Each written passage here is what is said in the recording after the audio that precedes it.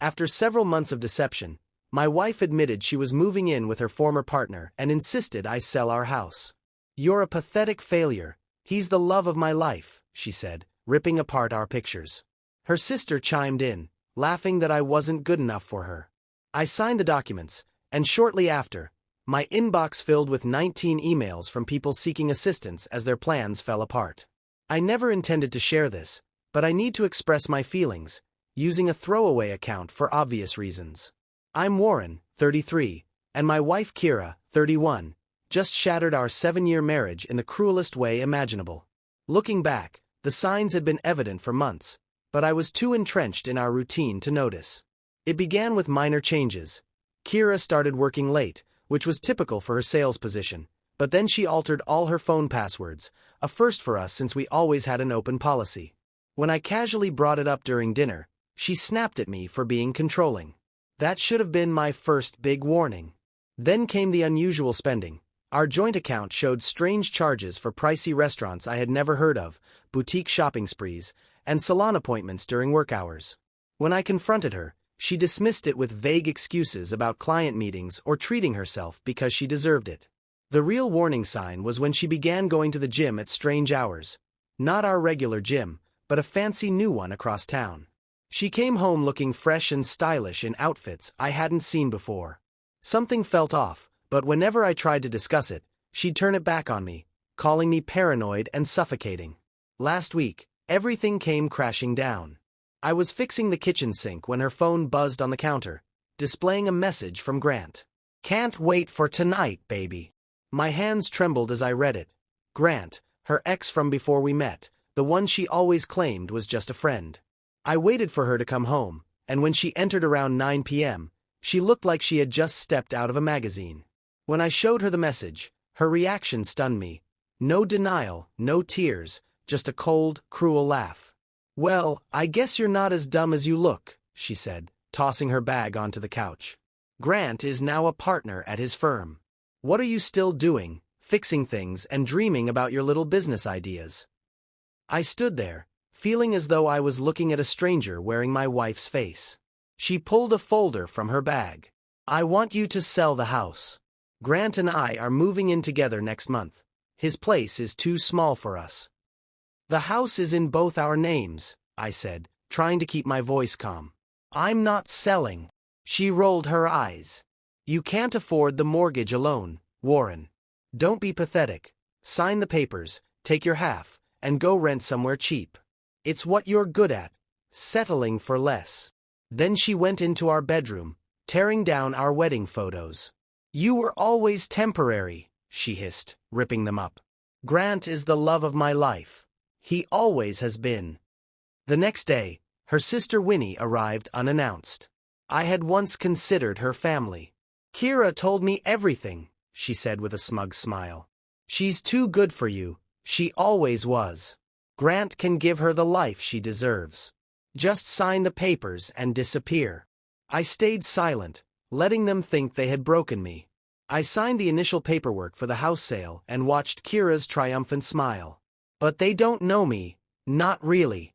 What they fail to realize is that I've been watching, documenting, and preparing every suspicious charge, every cruel message, every manipulative move. While they were busy patting themselves on the back, I was making my own plans. They think I'm some pathetic pushover who will just accept this. They're about to learn how wrong they are. I'll post updates as things unfold. Right now, I need to make some calls and set things in motion. Kira and Grant think they've won, but they have no idea what's coming. Edit. Thank you for all the support. To answer some common questions. Yes, I've already spoken to a lawyer. No, we don't have kids. And yes, I'm doing okay. Not great, but focused.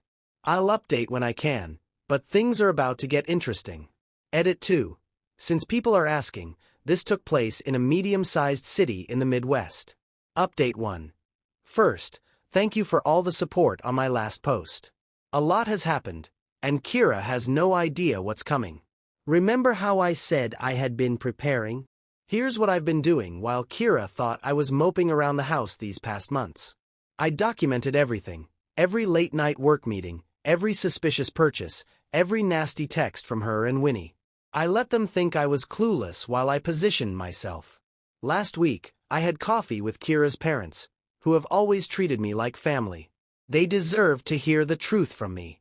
I showed them screenshots of Kira and Grant's conversations, along with joint account statements showing thousands spent at hotels and footage from my neighbor's doorbell camera catching their afternoon meetups at our house. Her mom broke down in tears, and her dad just stared at his coffee, repeating, "We raised her better than this." Then he dropped a bomb. Kira had borrowed $20,000 from them last month, claiming it was for our home renovation. They now know that money went toward a deposit on a new place with Grant. Here's where it gets interesting. Remember how Kira kept pushing me to sign those house sale papers?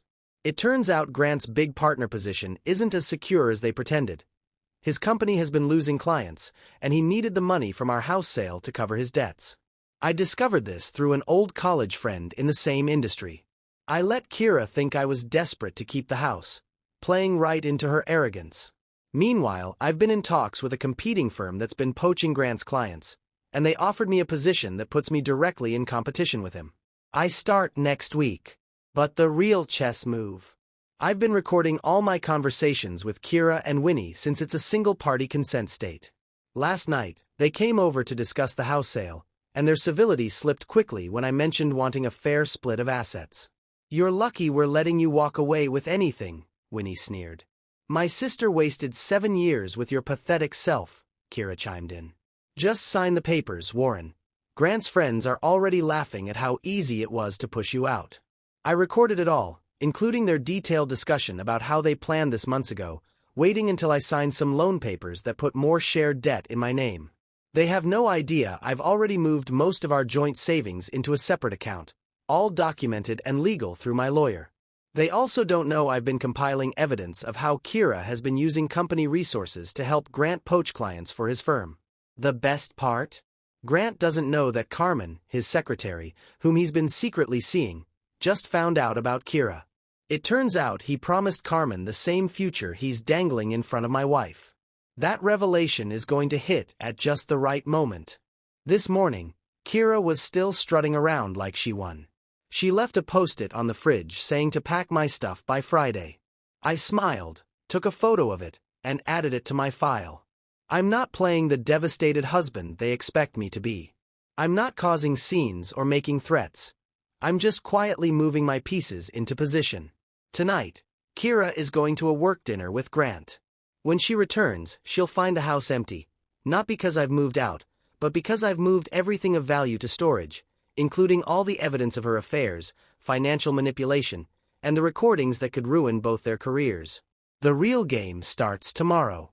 I have 19 emails ready to send to her boss, Grant's partners, their mutual friends, everyone who needs to know the truth.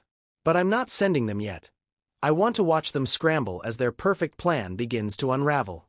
For everyone asking, yes, I'm done being the nice guy. They wanted to play games. Let's play. Edit. Several people have asked about the loan papers I mentioned. Don't worry, I've got that covered. More details in my next update. Update 2. Well, Reddit, you wanted fireworks, and the last 24 hours delivered enough drama to fill a reality TV season. Grab your popcorn. Remember those 19 emails I mentioned? I sent them yesterday morning. By noon, Kira's perfect little world was in flames.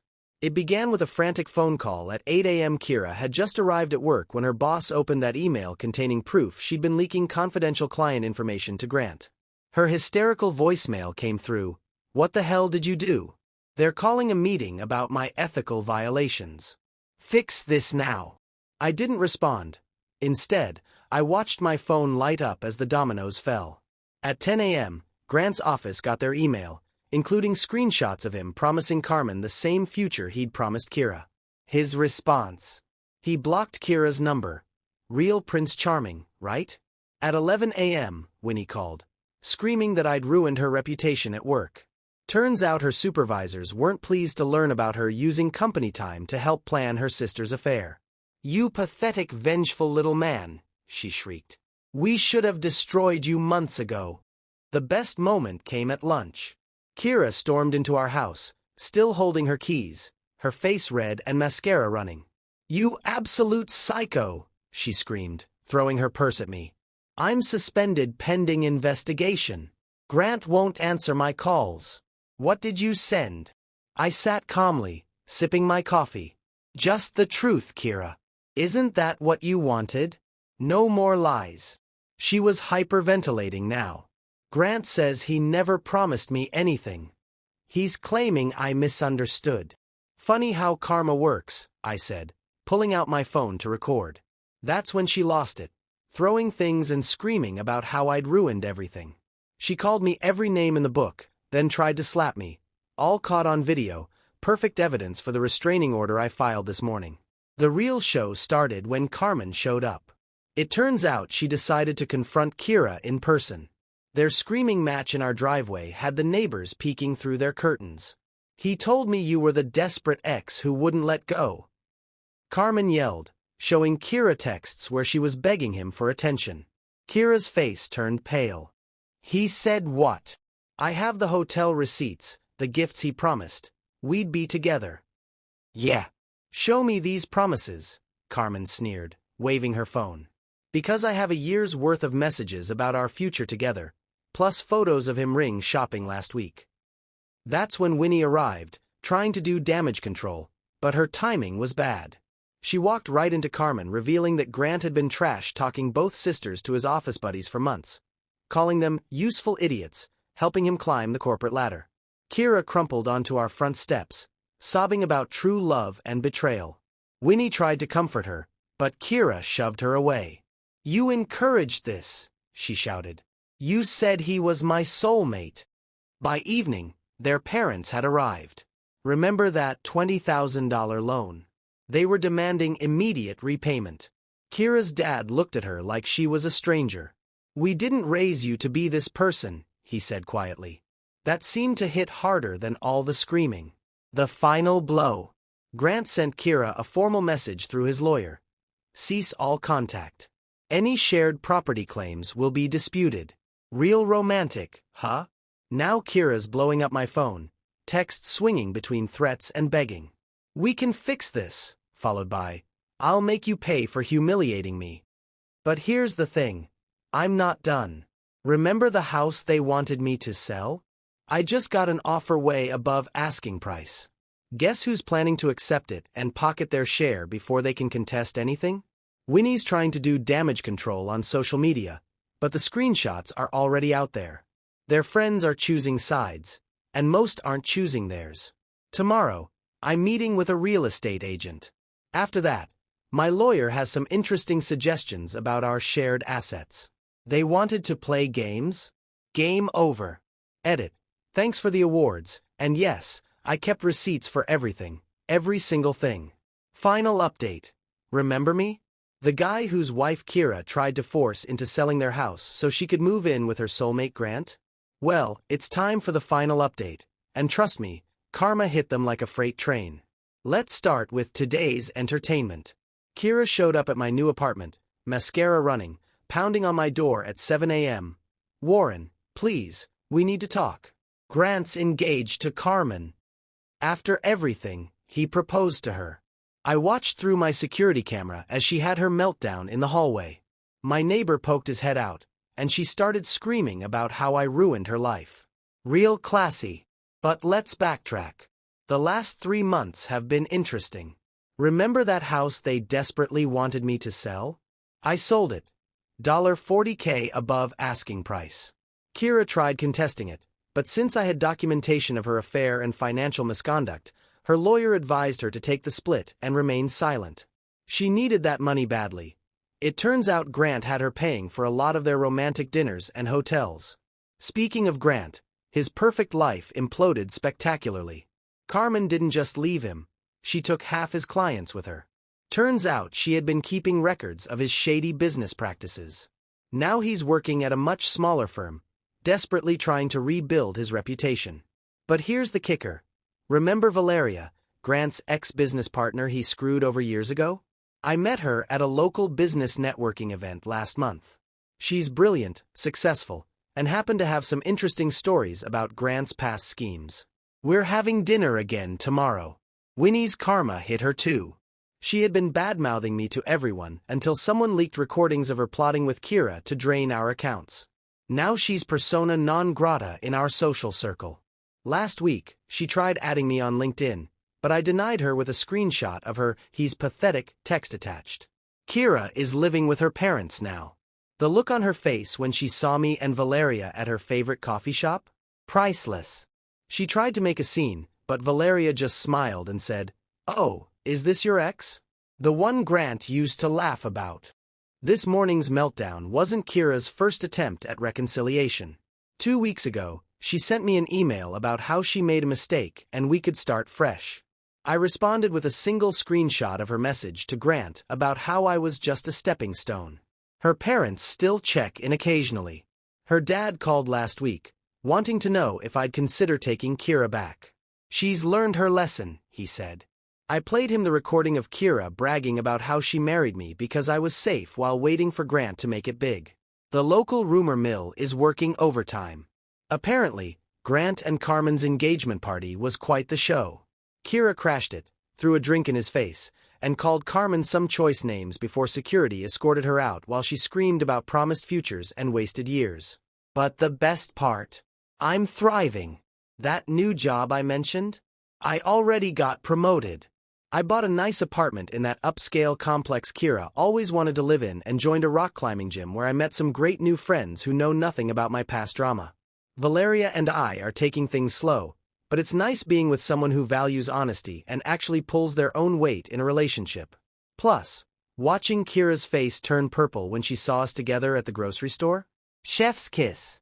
Yesterday, Winnie tried to warn Valeria about me being vengeful and unstable, but Valeria just pulled up those leaked screenshots of Winnie plotting to help Kira empty our accounts. "Seems like she's just good at exposing liars," she said. Haven't heard from Winnie since. So here we are. Kira's single and living with her parents, Grant's engaged to the woman he was cheating on her with, Winnie's lost most of her friends, and me? I'm doing better than ever.